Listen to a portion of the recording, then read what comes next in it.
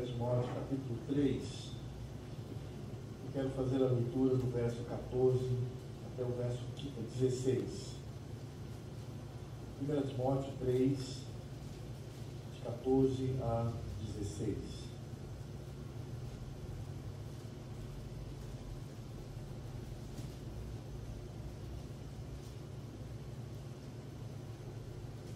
E diz assim a palavra do Senhor: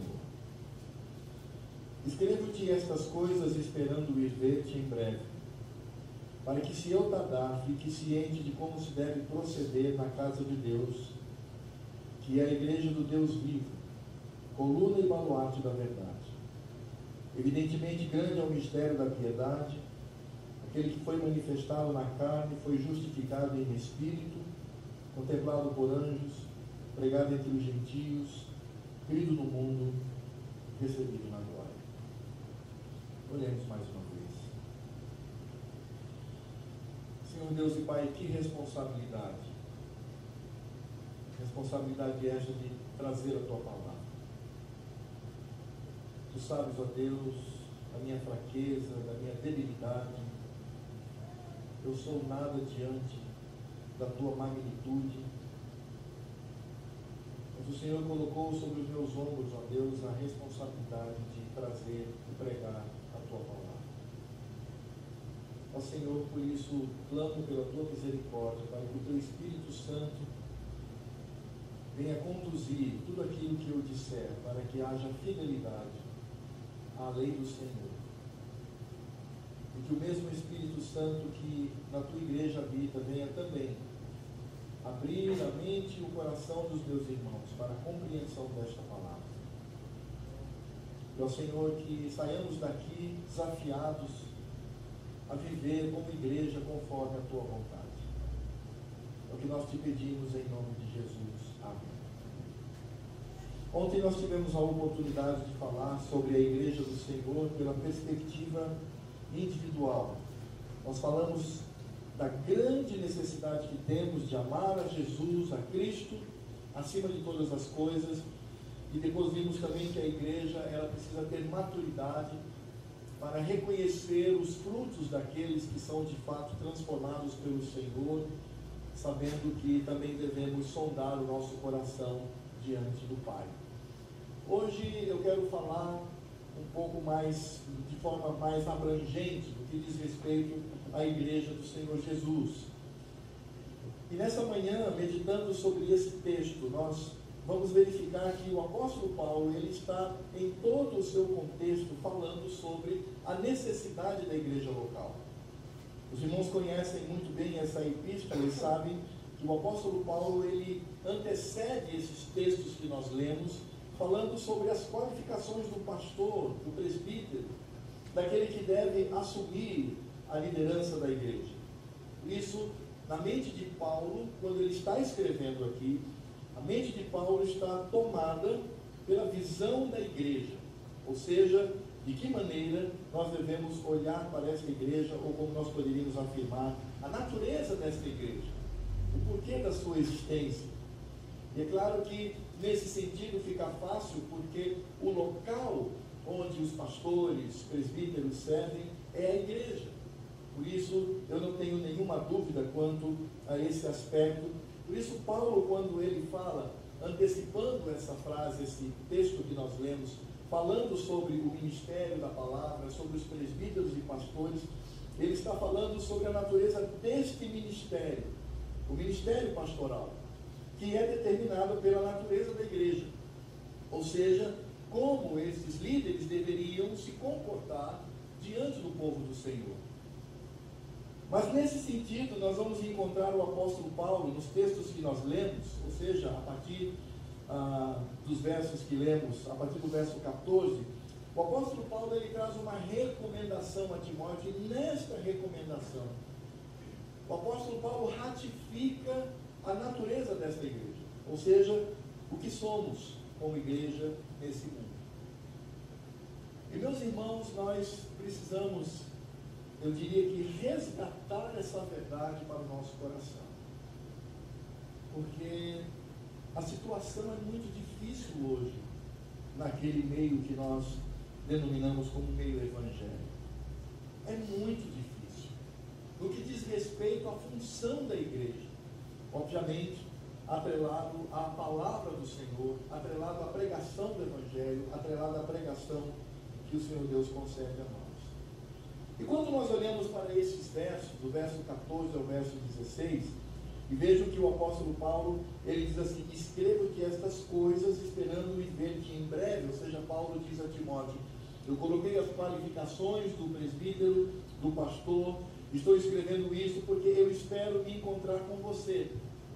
E aí então Paulo diz: mas se eu demorar, fique ciente, saiba de como se deve proceder. E aí quando Paulo, depois de falar sobre as qualificações, dizendo que iria encontrá-lo, escrevia aquilo esperando encontrá-lo, mas se ele tardasse, ele deveria afirmar para Timóteo que Timóteo deveria estar ciente de como se deveria proceder na igreja. Paulo então traz em 3 expressões a natureza desta igreja. E o primeiro ponto que Paulo nos revela aqui é quando ele utiliza a expressão casa de Deus. Ele diz: fiques ciente de como se deve proceder na casa de Deus.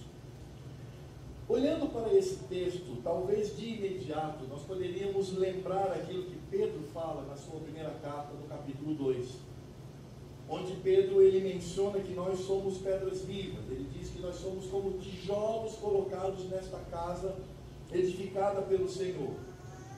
E poderíamos pensar, bom, quando Paulo fala aqui sobre o fato de que somos a casa de Deus, Paulo está mencionando o fato de que somos um edifício. E de fato isso é bíblico, isso está nas Escrituras, isto é verdade. Ou seja, nós somos firmados em Cristo. Cristo de fato é a pedra angular da construção desse prédio. E nesse sentido, nós poderíamos dizer que essas palavras apontam para o nosso sacerdócio, a doutrina do sacerdócio universal dos crentes em cultuar a Deus pela centralidade de Cristo. E poderíamos dizer, Paulo está dizendo isso, porque ele está com o seu olhar voltado para o culto, quando nós prestamos a nossa adoração e ouvimos a palavra do Senhor. Mas quando nós olhamos o contexto do que Paulo escreve, quando nós observamos as recomendações do verso 4, verso 5 e também do verso 12, ali o apóstolo Paulo ele utiliza a expressão casa para falar de família. Ele está falando daqueles que habitam no lar, daqueles que partilham de parentesco, daqueles que são irmãos. Então, nesse sentido, se nós atrelarmos a expressão casa de Deus para aquilo que o apóstolo Paulo fala nos versos 4, 5 e 12, então nós poderíamos afirmar que esta expressão do apóstolo Paulo talvez não esteja diretamente apontando para esse edifício vivo, mas está apontando para o fato de que nós, como igreja, somos filhos de Deus. Portanto, nós somos família do Senhor. E nesse aspecto, nós vamos descobrir que a palavra de Deus nos traz tantas verdades profundas com relação a isto, porque nós percebemos que em Cristo não importa a idade, não importa o sexo, gênero, não importa a etnia, a cultura, nós estamos em Cristo e somos dignificados em Cristo como família de Deus. E isto deve trazer em nós a unidade daquilo que o Senhor Jesus fala no Evangelho de João, capítulo 17. Abra lá as Escrituras, e a partir do verso 20 até o verso 23, o Senhor Jesus diz: não rogo somente por estes, mas também por aqueles que vierem a crer em mim, por intermédio da sua palavra, a fim de que todos sejam um, e como és tu, ó Pai, em mim, e eu em ti, também sejam eles em nós, para que o mundo creia que tu me enviaste. Eu lhes tenho transmitido a glória que me tens dado, para que sejam um como nós o somos, eu neles e tu em mim, a fim de que sejam aperfeiçoados na unidade, para que o mundo conheça que tu me enviastes e os amaste, como também amaste a mim. Impressionante, porque quando nós colocamos a nossa mente para o fato de que nós somos família de Deus, nós vamos descobrir dois aspectos importantes. Primeiro, a nossa unidade com Cristo. Somos corpo de Cristo. E tudo aquilo que nós realizamos como família está diretamente ligado ao fato de que somos corpo de Cristo. Ao mesmo tempo em que, como corpo de Cristo, nós precisamos viver esta unidade, precisamos viver aquilo que a palavra de Deus nos ensina. E você sabe, meu irmão, se nós olharmos para o Velho Testamento e percebermos aquilo que o apóstolo Paulo fala sobre a comunidade entre irmãos, nós vamos descobrir uma série de textos onde o apóstolo e até mesmo os apóstolos como Pedro estão batendo com relação à nossa unidade, à nossa união em Cristo Jesus e com Cristo Jesus. O pastor Oreb leu um texto lá em 1 Pedro capítulo 1, falando sobre santidade. O que está inserido na santidade é vivermos em união, vivermos em unidade. E a palavra de Deus nos ensina que nós devemos ser pacientes e suportar os irmãos. A palavra de Deus diz que nós devemos apoiá-los pelas Escrituras, quando ele está necessitado. Nós devemos lutar por esta unidade, e nós vamos descobrir que os pecados mordazes diante do Senhor são aqueles que promovem a divisão. Provérbios fala isso, Salomão fala isso em Provérbios 6. O pecado que conduz o Senhor a uma ira extrema é aquele que causa divisão entre irmãos. Por isso, quando nós olhamos para a unidade da igreja, precisamos estar vigilantes, sobretudo, com um órgãozinho pequenininho do nosso corpo que precisa ser dominado. Se chama língua. Porque nós podemos quebrar essa unidade falando diretamente com o meu irmão, não demonstrando zelo pelas Escrituras e amor pela vida dele, como nós podemos também destruir esse irmão, quando nós, por trás, começamos a minar a vida deste irmão. E às vezes nós podemos até colocar na construção das nossas frases um falso zelo pelo reino de Deus. E nós vamos apontar os defeitos daquele irmão no sentido de que precisamos ajudar esse irmão, precisamos orar por ele. E vocês sabem que eu sou pastor de uma igreja média em termos de número. Não é grande, mas média. Eu sempre digo para o pastor Oreb que ele tem a grande bênção de pastorear um pequenino rebanho, porque sempre estão juntos. Mas quando você pastoreia uma igreja maior, como é difícil. E às vezes você descobre que ovelhas que você está ali demonstrando o seu amor, mas por trás elas estão de alguma forma minando o seu ministério. Estão falando do pastor, da liderança, do conselho, e isso não traz edificação, isso traz divisão. E quando nós causamos divisão no rebanho de Deus, nós estamos tentando dividir aquilo que deveria ser indivisível, porque estamos em Cristo, e com Cristo somos corpo do Senhor. E antes de qualquer palavra, antes de qualquer atitude, eu precisaria pensar sobre isso e dizer: eu devo preservar a unidade deste corpo. É por isso que a palavra de Deus fala: tenha paciência. O apóstolo Paulo chega a dizer que nós devemos considerar o meu irmão maior do que eu, acima de mim, honrado nesse sentido. Por isso que a unidade da igreja, a unidade dos filhos de Deus, mostrando que somos a casa do Senhor, não no aspecto de que somos um prédio vivo, porque as Escrituras também falam sobre isso, mas do fato de que nós somos famílias de Deus. E nesse sentido, precisamos compreender que os nossos interesses pessoais devem ceder aos interesses do Senhor, aos interesses da palavra, aos interesses da lei de Deus, e sobretudo ao interesse daquele irmão, no sentido de que ele precisa ser edificado nas Escrituras. Nós muitas vezes precisamos aprender a confrontar os nossos irmãos face a face. Vocês lembram quando Paulo fez isso com Pedro? Agora você já imaginou se o apóstolo Paulo, em vez de ir lá a Pedro, confrontá-lo, inclusive faz isso publicamente, porque o pecado de Pedro estava ali sendo publicado diante dos irmãos, mas já pensou, em vez disso, Paulo começasse a falar, pois é, Pedro, né, um homem tão crente, um pastorzão, filho do Senhor, mas equivocado, não é? Ele parece que tem dois tipos de comportamento. Isso não vem de Deus. Agora, sabe o que é mais duro? Que é o que a gente mais faz. Mas nós precisamos lutar contra isso, para preservar essa unidade, para perceber que somos filhos do Senhor, como corpo de Cristo, e devemos estabelecer o amor entre nós, e esse amor deve, inclusive, incluir no seu protocolo o confronto pessoal. E aquele que é confrontado, se ele percebe que possui pecado, e que o confronto se estabelece pelas Escrituras, ele deve dar um abraço no seu irmão e dizer, irmão, muito obrigado, porque você está me livrando de um mal maior. Você está, de fato, zelando pela minha vida, para que o nome do Senhor seja glorificado. Nesse sentido, o apóstolo Paulo, quando fala sobre o fato de que nós somos casa de Deus, ele utiliza uma segunda expressão.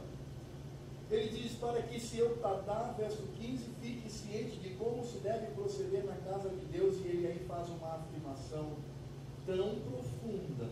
Ele diz que é a igreja do Deus vivo. Por isso, quando nós nos olhamos como igreja, nós percebemos que não devemos apenas preservar a unidade dos filhos de Deus, mas nós também precisamos entender que a igreja de Cristo existe nessa terra para que tenhamos santidade como filhos do Senhor. E talvez você faça a seguinte pergunta, mas o que a expressão Deus vivo tem a ver com santidade?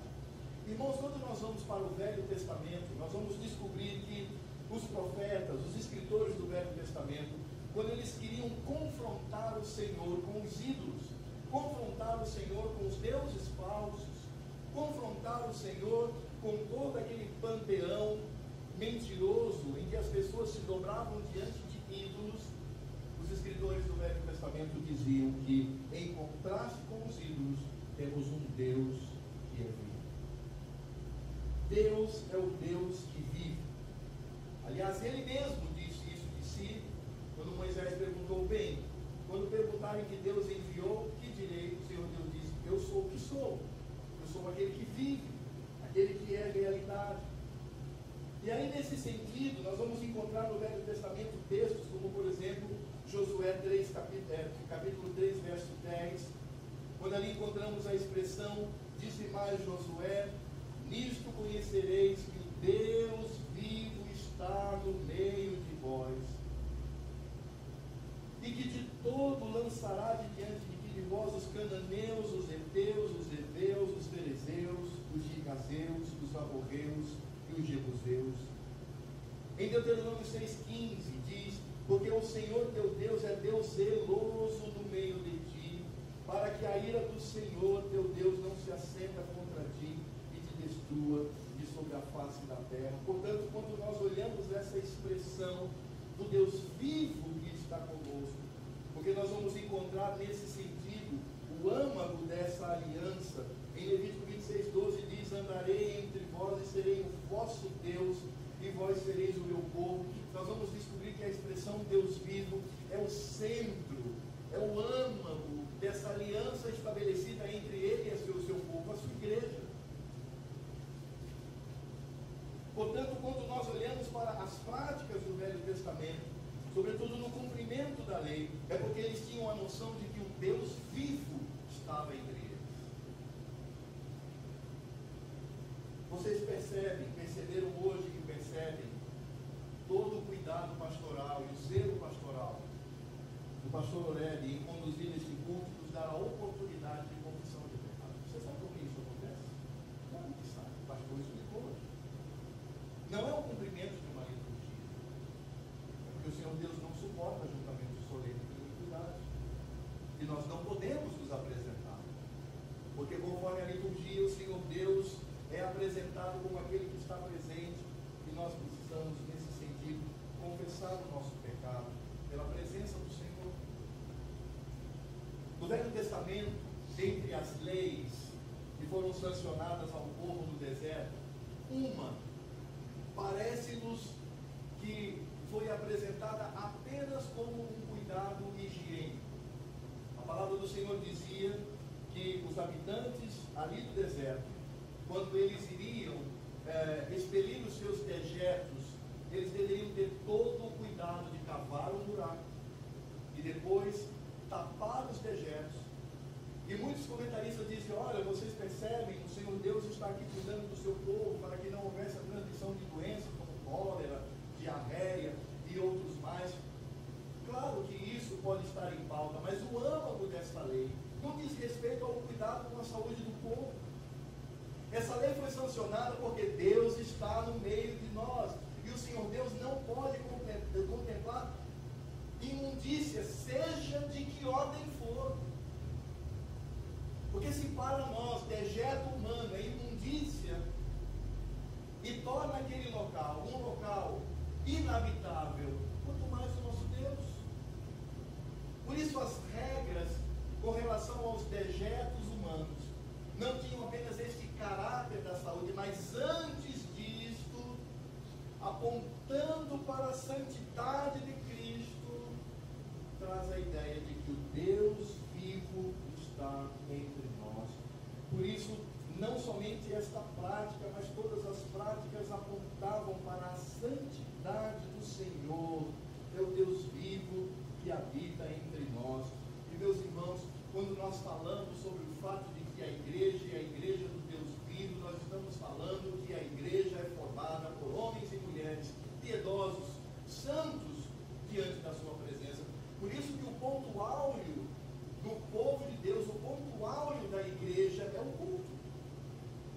Quando nós nos reunimos para prestar culto ao Senhor com santidade no coração, porque reconhecemos a presença do Senhor, reconhecemos que Ele está no meio de nós, e nós estamos aqui para adorar, para glorificar o Senhor, e nesse sentido, fazê-lo com santidade, porque a igreja do Senhor é a igreja do Deus vivo, que está aqui presente, sentado no seu trono, na pessoa do seu Espírito Santo, que nos conduz a esta adoração, tendo os nossos olhos voltados para Cristo. Por isso o culto não é uma cerimônia religiosa, o culto é a expressão da nossa santidade, é a expressão do nosso amor, é a expressão do nosso temor, para não apenas adorar esse Deus, mas ouvi-lo falar aos nossos ouvidos. Mas o apóstolo Paulo, ele traz também aqui uma terceira característica. Ele diz: para que se eu tardar, fique ciente de como se deve proceder na casa de Deus. Somos uma família que deve lutar pela unidade, que é a igreja do Deus vivo, Deus Todo-Poderoso, que deve suscitar no nosso coração temor e tremor, busca pela santidade e o culto devido ao seu santo nome. E aí ele completa dizendo: esta igreja também é coluna e baluarte da verdade. Irmãos, nesse sentido, quando nós olhamos para esta expressão, nós vamos descobrir que a igreja do Senhor, ela não existe apenas para a unidade dos filhos de Deus, ela não existe apenas para a santidade dos servos do Senhor, mas ela existe, em último lugar, para a responsabilidade com a verdade. Quando você visita sítios arqueológicos, eu tive o privilégio de conhecer alguns lugares que são considerados como sítios arqueológicos da Grécia Antiga e do Império Romano. Você vai descobrir que os prédios, eles eram caracterizados como importantes pela extensão da sua coluna. Então, por exemplo, quando você tinha um templo importante de um deus ou uma deusa, falsos obviamente, mas importantes para aquela nação, esse templo deveria ser construído no cume de uma montanha. Além disso, eles deveriam colocar colunas altíssimas, porque havia inscrições nesse templo falando sobre essa divindade. Por exemplo, quando nós olhamos para o templo de Diana, na época dos gregos e dos romanos, nós vamos descobrir que esse templo possuía 100 colunas jônicas e cada uma tinha 18 metros. Quando você visita a Grécia Antiga e você vê aqueles prédios, você percebe que o prédio mais importante é aquele cujas colunas eram maiores, porque esse prédio deveria ser visto à distância. As pessoas de longe deveriam olhar para aquele prédio e perceber que ali havia solenidade, obviamente na cultura daquele povo, algo importante que deveria ser considerado. É nesse aspecto que o apóstolo Paulo fala sobre a nossa responsabilidade com a verdade. O apóstolo Paulo diz que a igreja é coluna e baluarte. A palavra baluarte, para qualquer engenheiro aqui fica fácil, a palavra baluarte significa literalmente alicerce, apoio, raiz, aquilo que é fincado no chão para sustentar aquele prédio, para que aquele prédio não caia diante das tempestades, dos ventos, e não venha a ser vergonha para os construtores. Portanto, baluarte significa coluna. Quando nós olhamos para baluarte é alicerce, melhor dizendo. E o apóstolo Paulo nos diz então que existe essa base para proteger aquele prédio de qualquer aspecto que venha tentar derrubá-lo. O que Paulo quer dizer com isso? Em primeiro lugar, Paulo está dizendo que a igreja é coluna e baluarte da verdade. Nesse texto, Paulo não está dizendo que a verdade é da igreja, mas que a igreja é com relação à verdade. Paulo está falando da responsabilidade do povo de Deus. E Paulo está se referindo, obviamente, ao Evangelho. Portanto, ele está dizendo que a igreja é aquela que, ao mesmo tempo, sustenta essa verdade, preserva essa verdade contra as heresias, contra as mentiras, e, ao mesmo tempo, ergue essa verdade num ponto mais alto para que as pessoas vejam a verdade de Deus conforme a sua vontade. Nesse sentido, a igreja é aquela que, em primeiro lugar, preserva aquilo que Deus deixou.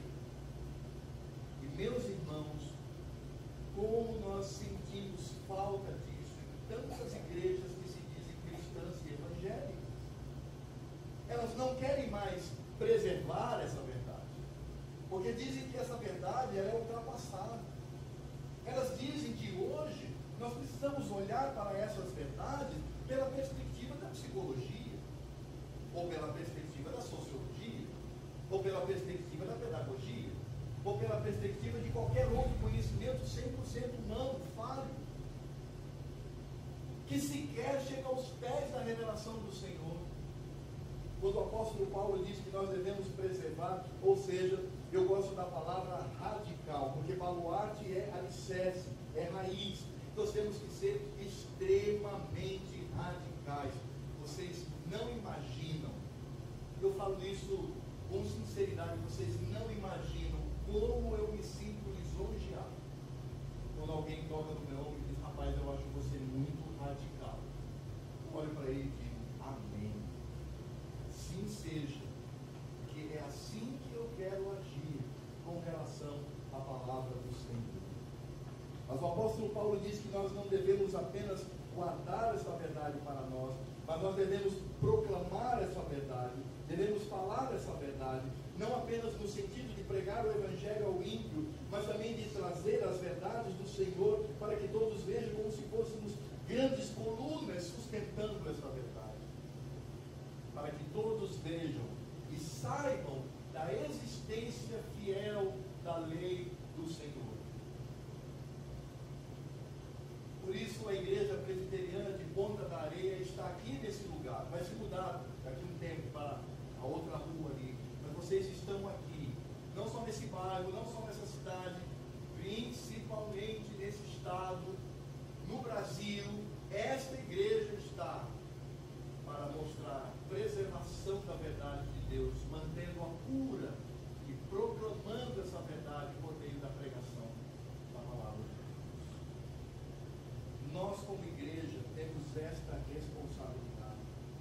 E o próprio apóstolo Paulo, quando ele fala sobre essa verdade, ele vai dizer o centro dessa verdade. Leiamos todos juntos a uma só voz o verso 16 e vejam o âmago, o centro, o conteúdo, o objeto dessa verdade.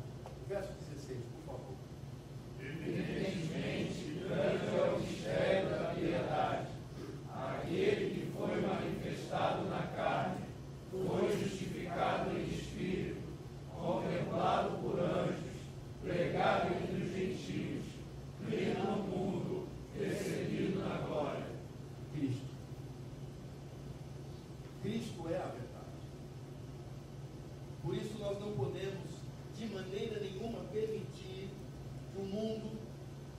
que a heresia, que as blasfêmias, que o paganismo venham contaminar a verdade sobre Cristo na nossa vida. Porque quando nós falamos de Cristo, estamos falando das Escrituras, estamos falando da revelação de Deus, tendo Deus outrora falado de muitas maneiras aos nossos pais, pelos profetas, hoje nos fala pelo Filho. Portanto, o Filho é o centro das Escrituras, o centro da verdade, o centro da revelação de Deus. E nós precisamos, como igreja, temos esta responsabilidade. A nossa responsabilidade não é apenas ouvir sobre a verdade, mas preservá-la pura e incontaminada e proclamá-la àqueles infiéis que, mesmo se dizendo crentes, estão distantes da vontade de Deus. Por isso deve existir em nós coragem e ousadia para demonstrar Cristo, esse grande mistério que promove a piedade. O que Paulo está dizendo, esse mistério vai promover a piedade, fazendo-nos como uma família, fazendo-nos como santos que cultuam o Senhor, fazendo-nos como aqueles que proclamam fielmente a verdade do Evangelho. Eu me lembro que no seminário, certa vez, conversávamos sobre o intuito da igreja. Isso já faz muito tempo, foi em 1985. E nós vimos as várias definições sobre o porquê da igreja existir. Eu nunca me esqueço de um colega muito amado, quando ele disse: olha, olhando para as Escrituras, eu vejo que a igreja possui 3 missões sobre essa terra. A primeira é adorar a Deus e glorificá-lo em tudo. O segundo é preservar a comunhão dos santos. A terceira é pregar fielmente a palavra do Senhor. O que passar disso é nota de rodapé, é glacê, e às vezes se torna até coreografia. Porque quando a igreja ela age desta forma, ela glorifica o Senhor, vive a sua unidade e prega fielmente, preservando a verdade incontaminada, ela está cumprindo a lei de Deus, porque a lei do Senhor ela pode ser resumida em 2 expressões: amar a Deus sobre todas as coisas e ao próximo como a si mesmo. Porque quando eu vivo em unidade, eu amo o meu próximo na igreja. Quando eu prego a verdade, eu não só apenas estou amando os meus irmãos, pregando fielmente a palavra, mas demonstro também uma atitude de amor por aqueles que precisam ser retificados por esta palavra. Portanto, a igreja está aqui para cumprir este papel. Temos visto muitos pastores que têm inserido no seu pastorado uma visão empresarial da igreja. E eu acho graça dessas coisas, porque eles dizem assim: bem, vamos ver onde estamos, para onde vamos, o que queremos, qual é o nosso objetivo, discutindo essas coisas, estabelecendo metas. Quem somos nós para estabelecer metas? Se o Senhor é quem dá o resultado. A igreja de Ponta da Areia pode pregar 100 anos, talvez o neto do pastor Aurélio pregando aqui, fielmente, e não acontecer nada do ponto de vista humano aqui nesse bairro, mas Deus tem cumprido o seu papel, porque Ele concede os resultados. A igreja não existe para estabelecer metas, a igreja existe para viver em comunhão, para adorar ao Senhor em santidade, expressando essa santidade no seu ápice, no culto prestado a Ele e na proclamação fiel do Evangelho. Ponto. Meus irmãos, o que passar disso é invenção. Por isso, estejam felizes e contentes aqui. Estejam alegres. Porque também vocês olham para outras igrejas onde traz aquelas estatísticas: nós crescemos 60%. Ah, porque o fulano foi lá, havia 3 famílias, hoje são 4.000 pessoas. Ah, porque Beltrano possui 60 igrejas organizadas. Claro que nós podemos lutar por isso, é óbvio. Devemos orar ao Senhor, para que o Senhor Deus, na sua graça e soberania, se Ele quiser, conceder a esta igreja, que já possui visão missionária. Eu sei que os irmãos pensam em abrir um ponto de pregação. Isso é bênção, mas, meus irmãos, o resultado é de Deus. Vocês, como igreja, existem para 3 aspectos. E nunca esqueçam disso. glorificar a Deus em todas as coisas, com santidade de vida e prestando culto. Viver em unidade e preservar essa mensagem incontaminada e proclamá-la aos quatro ventos deste mundo. Fazendo isto, vocês certamente estão agradando ao Senhor e estão trazendo sobre si as características de uma igreja que vive aquilo que Deus determinou. Não se deixem seduzir, meus irmãos, por vozes que não vêm do Senhor. Ah, você é daquela igreja do Ponte da Areia? Ah, é aquela que tem 4 por 5 metros, é pequenininha? Não se deixem seduzir por isso. Ah, vocês são ovelhas daquele pastor chato, radical, intransigente. Não se deixem seduzir por isso. Ah, você é daquela igreja que fala que a mulher deve estar na cozinha, o homem deve liderar. Não se deixem seduzir por isso. Porque como igreja, eu tenho certeza absoluta, por conhecer alguns irmãos, que esta igreja cumpre o seu papel. E que Deus os abençoe nesse propósito. E que seja pequenininho. E que sejam 3 famílias. Porque o crescimento vem do Senhor. A pregação é fiel. A unidade é buscada. E os irmãos, certamente, estarão cumprindo com a sua responsabilidade, buscando a santidade do Senhor. Meus irmãos, esta igreja aqui não precisa de mais nada. Talvez um lugar mais arejado, não é? Maior, para receber outros eleitos que virão. Inclusive os irmãos estão de parabéns por isso. Mas, meus queridos, alegrem-se com esta igreja. E busquem cada vez mais aquilo que o Senhor colocou para aquilo que nos compete. Escrevo-te estas coisas, esperando e ver-te em breve, para que, se eu tardar, fique ciente de como se deve proceder na casa de Deus, que é a igreja do Deus vivo, coluna e baluarte da verdade. Evidentemente, grande é o mistério que promove a piedade, da piedade. Aquele que foi manifestado na carne, foi justificado em espírito, contemplado por anjos, pregado entre os gentios, crido no mundo e recebido na glória. Que Deus nos abençoe. Senhor Deus e Pai, muito obrigado. Porque estar à frente do teu rebanho e ser rebanho do Senhor não requer de nós conhecimento técnico, não requer de nós criatividade, não requer de nós a busca por estudos que falam sobre o comportamento humano. Ó Senhor, estar à frente da tua igreja e ser rebanho do Senhor é simplesmente ser encontrado fiel.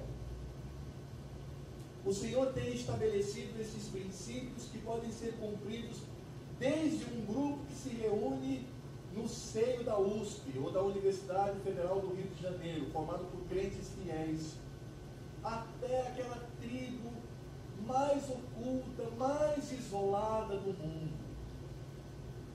Porque todos podem cumprir esses preceitos que são dados e capacitados pelo teu Espírito Santo. Ó Senhor, eu oro por este rebanho tão amado, eu oro por esta liderança tão amada, meu Pai. E rogo para que sejam, ó Deus, firmes neste propósito.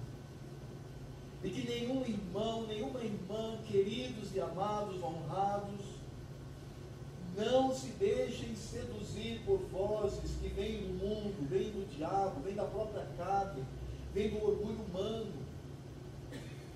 vêm de conhecimentos que são estabelecidos pelo patamar da força humana e que, portanto, são falhos. Ó Senhor, faz desta igreja aquilo que a tua palavra nos ensina. Faz desta igreja uma igreja que ama e cumpre a tua lei, amando ao Senhor e amando ao próximo.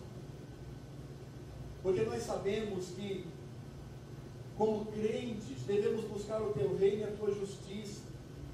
Os acréscimos vêm do Senhor, vêm da vontade do Senhor, vêm para aquilo que necessitamos, pela tua graça e misericórdia. Por isso, enche o coração dos teus servos nesta manhã de alegria, Pai. Mas também enche o coração dos teus servos de temor e tremor, para que pela tua graça e misericórdia sigam estes preceitos. Estejam unidos como família. Sejam santos para te cultuar. E sejam preservadores como baluartes e proclamadores como colunas desta lei amada e bendita que tanto amamos também. Tudo para a tua glória, meu Pai. E muito obrigado, porque aos pequeninos e incautos fora revelada esta verdade, para que vivamos conforme o teu querer. Em nome de Jesus. Amém.